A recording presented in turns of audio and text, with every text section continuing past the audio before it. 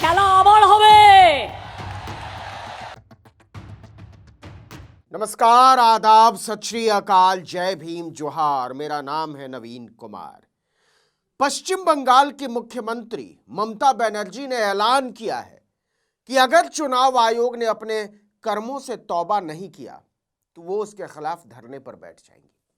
जी हां, ममता बनर्जी ने दावा किया कि बीजेपी ने राज्य की मतदाता सूची में हेराफेरी के लिए 2 ऑनलाइन एजेंसियों की नियुक्ति की है बाकायदा, जो ये सुनिश्चित करने के लिए सक्रिय हो गई हैं कि दूसरे राज्यों के मतदाता 2026 के बंगाल विधानसभा चुनाव में मतदान कर सके। মাথায় থাকবে ভোটার লিস্ট থেকে শুরু হবে। আর ওই 215 যেটা বলেছে, तो क्या भाजपा ने दिल्ली और महाराष्ट्र का विधानसभा का चुनाव आयोग के भयानक फर्जीवाड़े से जीता है?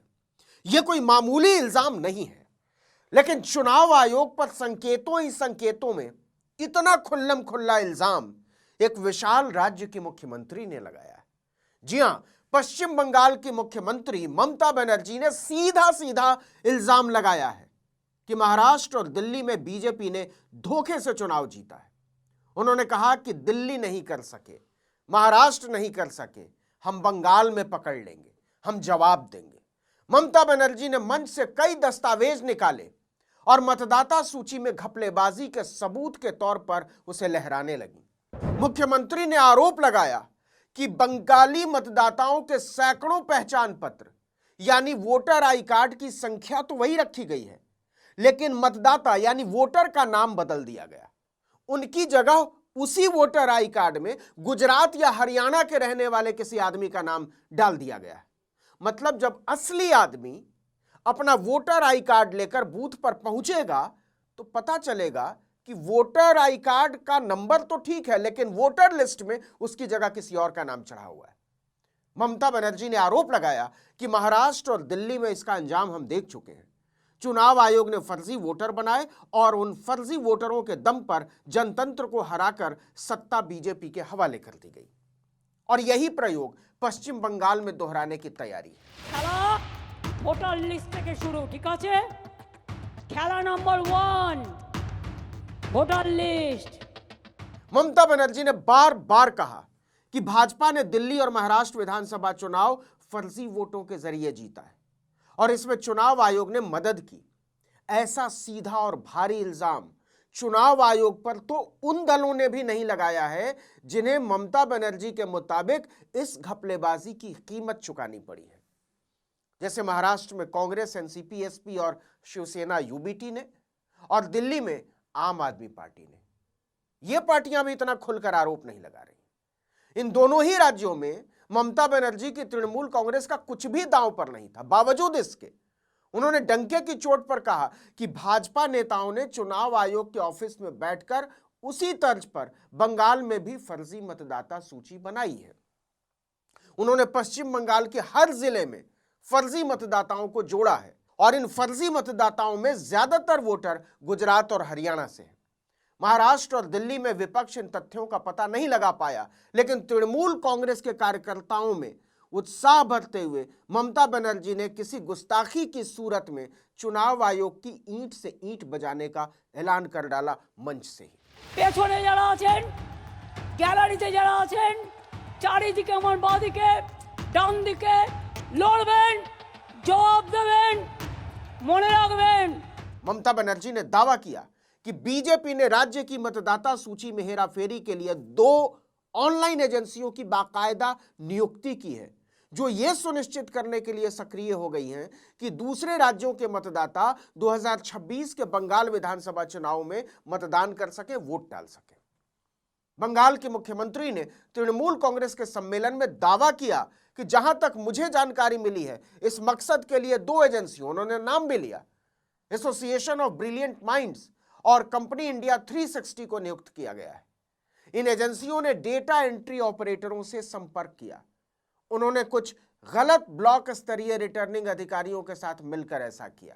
वो दूसरे राज्यों के मतदाताओं के नामों को पश्चिम बंगाल के मतदाताओं के एपिक यानी ईपीआईसी, जिसको हम लोग वोटर आई कार्ड कहते हैं, नंबर से जोड़ रहे हैं। খেলা ভোটার লিস্ট থেকে শুরু, ঠিক আছে? খেলা number 1 voter list. Trinamool Congress की मुखिया ने साफ कहा कि चुनाव आयोग कान खोलकर सुन ले, हम बंगाल में दिल्ली और महाराष्ट्र की तरह हरगिज नहीं होने देंगे। उन्होंने कहा, मैं बंगाल के लोगों से अपील करती हूं कि वो वोटर लिस्ट की जांच करें। किसी भी दिन एनआरसी और सीएए के नाम पर सही वोटर्स के नाम हटाए जा सकते हैं।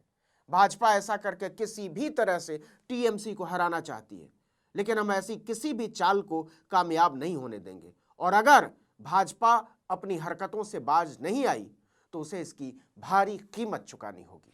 তবে বিজেপির জামানত জব্দ করতে হবে। এবারে জামানত জব্দ করার পালা। আর মিথ্যের কাছে আত্মসমর্পণ নয়। आपको बता दें कि पश्चिम बंगाल उत्तर भारत का इकलौता ऐसा राज्य है जहां भाजपा तमाम कोशिशों के बावजूद सत्ता हासिल नहीं कर पाई है। मोदी केंद्र की सत्ता में आने के बाद से ही पश्चिम बंगाल को किसी भी तरह से जीतने में लगे हुए। उन्होंने कई बार बंगाल का प्रभारी बदला, कई बार प्रदेश अध्यक्ष बदले। ममता बनर्जी के बाद तृणमूल कांग्रेस के सबसे बड़े नेताओं को तोड़कर भाजपा में मिला लिया, लेकिन एक अकेली ममता बनर्जी मोदी की सारी रणनीति पर भारी पड़ती रही है। लेकिन हरियाणा, महाराष्ट्र और दिल्ली के नतीजों ने सबके दिलों में दहशत भर दी है। हालांकि पश्चिम बंगाल में चुनाव अभी 1.5 साल बाद है, लेकिन ममता ने वोटर लिस्ट की जांच के लिए अभी से पार्टी स्तर पर कमेटी बना दी है और कार्यकर्ताओं से कहा है कि अपने अपने इलाकों के वोटर लिस्ट का बार बार मुआयना करते रहें, अवलोकन करते रहें, जांच करते रहें। এলাকা এলাকায় কারা আসছে নজর রাখা, এলাকায় যাতে কোনো দুর্ঘটনা ঘটাতে না পারে, নানা রকম আমদানি রপ্তানি হচ্ছে সেটা যাতে না হয় নজর রাখা, কোনো দাঙ্গা যাতে না হয় নজর রাখা। ये बता रहा है कि चुनाव आयोग की विश्वसनीयता किस कदर रसातल में जा चुकी है। देश की सबसे बड़ी विपक्षी पार्टियों को न चुनाव आयोग पर भरोसा है, न वोटर लिस्ट पर भरोसा है, न वोटिंग की प्रक्रिया पर भरोसा है और न वोटिंग के आंकड़ों पर भरोसा है। ममता बनर्जी ने तो यहां तक कह दिया कि अगर जरूरत पड़ी तो वोटर लिस्ट सही करने और फर्जी वोटर हटाने को लेकर इलेक्शन कमीशन के ऑफिस के सामने धरना दे दूंगी। अगर मैं नंदीग्राम में 26 दिनों की भूख हड़ताल कर सकती हूं तो इलेक्शन कमीशन के खिलाफ भी आंदोलन शुरू कर सकती हूं। कान खोलकर सुन ले चुनाव आयोग। খেলা নম্বর 4 বিজেপির হবে হার। ममता बनर्जी ने सीधा इल्जाम लगाया कि चुनाव आयोग बीजेपी के भोपू की तरह काम कर रहा है। उन्होंने मंच से ही पूछा कि नए मुख्य चुनाव आयुक्त का चयन अभी अभी हुआ है, क्या आप जानते हैं कि अभी चुनाव आयुक्त जो बने हैं वो कौन है? माननीय गृह मंत्री के माननीय सचिव, जिन्हें मुख्य चुनाव आयुक्त नियुक्त कर दिया गया। चुनाव आयोग बीजेपी के लोगों से भरा हुआ है। यह चुनाव आयोग तब तक बदनाम रहेगा जब तक यह निष्पक्ष नहीं रहेगा। एक राज्य की, और वो भी इतने बड़े राज्य के मुख्यमंत्री का इतना बड़ा इल्जाम क्या नजरअंदाज किया जा सकता है? जरा सोच कर देखिएगा। বিজেপি কংগ্রেস সিপিএম এর জামানত জব্দ করুন। इस वीडियो में इतना ही, लेकिन अगर आपने आर्टिकल 19 इंडिया को अब तक सब्सक्राइब नहीं किया है तो फौरन कर दीजिए, बेल आइकॉन दबाइए, घंटी जैसी आकृति, लाइक कीजिए और कमेंट करके बताइए हमारा वीडियो आपको कैसा लगा। हमारा ट्विटर हैंडल है आर्टिकल 19_इंडिया और मेरा ट्विटर हैंडल है नवीन जर्नलिस्ट। नमस्कार।